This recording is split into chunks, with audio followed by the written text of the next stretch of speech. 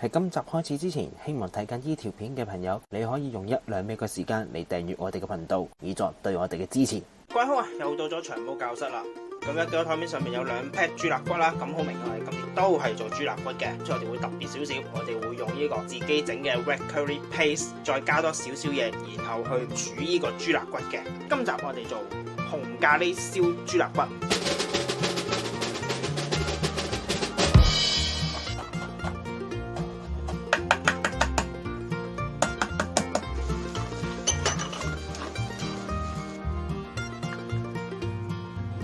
因為呢道菜咧就係喺泰國嘅 Isaya 嗰時食過之後發現好好食，咁跟住我又參考咗個食譜再改少少，然之後嚟做嘅就一件事，變咗後面嗰塊羹先。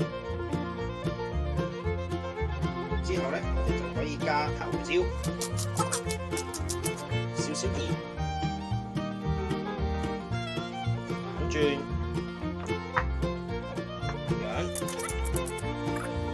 醃一陣先，跟住咧我哋就會用香茅、南薑、青檸同埋檸檬葉落去一齊醃一醃佢，然後慢煮佢大概12個鐘嘅最少。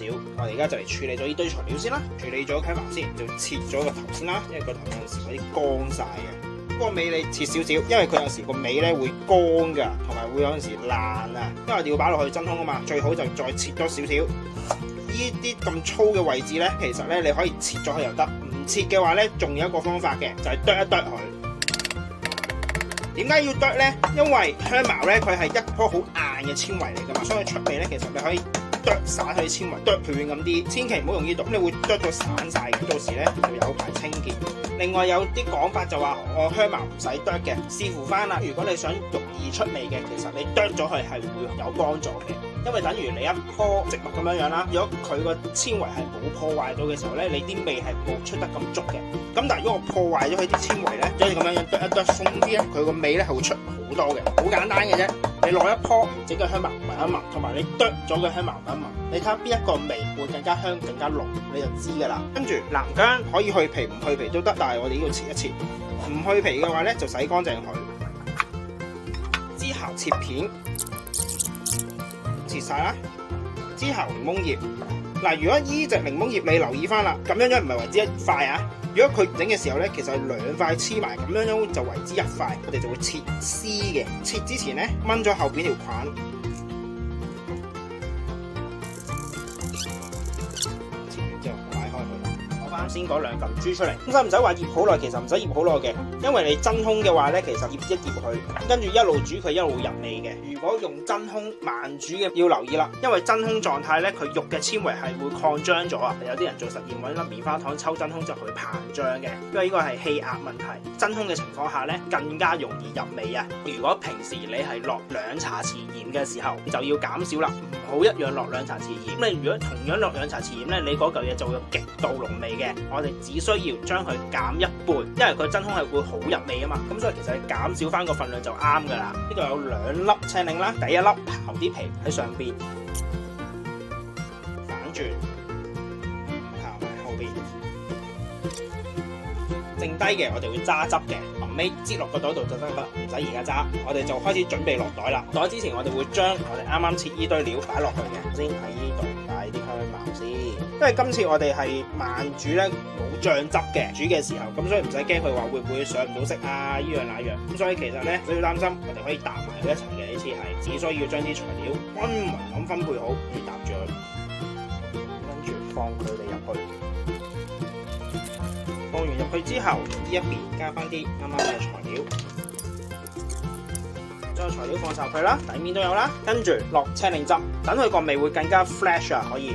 點解唔落檸檬汁咧？因為青檸汁同檸檬汁之間嘅分別就係檸檬汁會係酸多好多，咁但係青檸汁咧佢係酸得嚟，佢會帶少少 fresh 嘅效果。所以夏天通常咧，點解啲人咁中意飲莫希圖啊、青檸特飲嗰啲咧？因為你夏天嗰時咧，青檸其實係有個解渴嘅作用啊，同埋會刺激你嘅味覺啊，所以咧青檸夏天嗰時係特別受歡迎嘅。呢個係我以前做酒吧嗰時發現，一到夏天就好多人飲莫希圖，因為我以前都做過bartender，有機會開幾集玩調酒。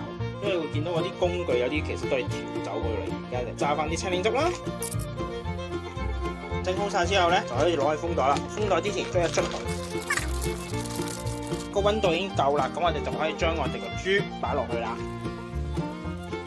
咁我哋就會用65度去煮佢12個鐘嘅，跟住咧我哋就會炒一炒下呢個 red curry paste 嘅，就會用翻我哋自製 red curry paste， 再加 brown sugar 同面豉嘅。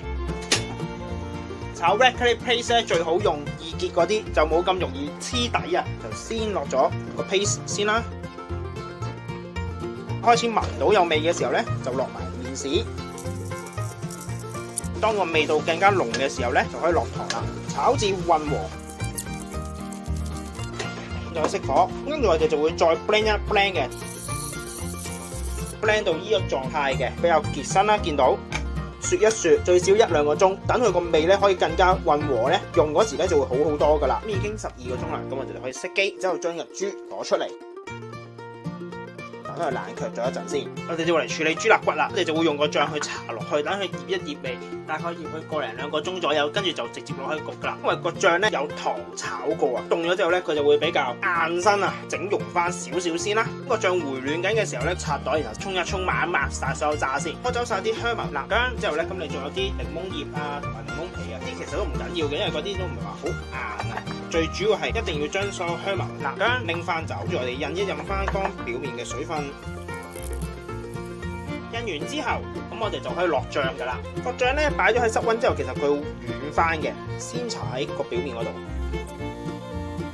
之後我哋就可以將另外一塊搭上去嘅底同面紮住咗之後咧，可以搽少一個底，另外嗰塊面你都要搽嘅。跟住我哋攞一隻大碟，然後擺佢落去。呢個時候啊，可能有人問，仲有一個底我哋未搽嘅喎，其實唔使嘅。我哋將呢個豬分翻開，因為搭咗啦嘛，佢個底咧都已經有少少味嘅，倒翻轉，呢個擺翻喺頂。如果你真係唔放心嘅時候咧，其實你都可以喺個底嗰度搽嘅。之後搭翻落去就可以㗎啦。又醃佢大概1個鐘頭，而家已經醃咗佢1個鐘啦，就可以攞去焗。我哋就再補一補翻啲 paste 落去。跟住就可以入爐噶啦，就會先用150度去焗佢40分鐘，然之後最後20分鐘我哋就會用210度嘅，等佢臨尾個面可以焦焦地啊，就會 total 焗佢1個鐘頭嘅。而家已經40分鐘啦，攞出嚟俾大家睇睇，面頭嗰啲已經溶緊噶啦。而家咧就會升上去210度，再焗多佢20分鐘就完成噶啦，已經夠鐘啦，可以攞佢出嚟。我哋而家要做嘅嘢就係攞張錫紙冚住佢。俾佢 rest 大概10至15分鐘嘅，咁而家就攞佢出嚟，切一條俾大家睇一睇。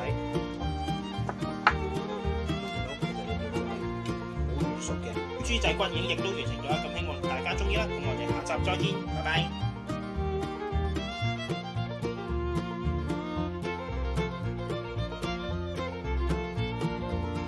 呢係軟熟嘅，啲汁仲有㗎。今集亦都差唔多啦，多謝各位嘅收睇。詳細嘅食譜我哋會 post 喺 Facebook 專頁嗰度，有興趣嘅話，各位可以上去查閱。另外，如果中意我哋頻道嘅話，希望你哋可以訂閱我哋嘅頻道，以作對我哋嘅支持。希望大家中意啦，我哋下集再見，拜拜。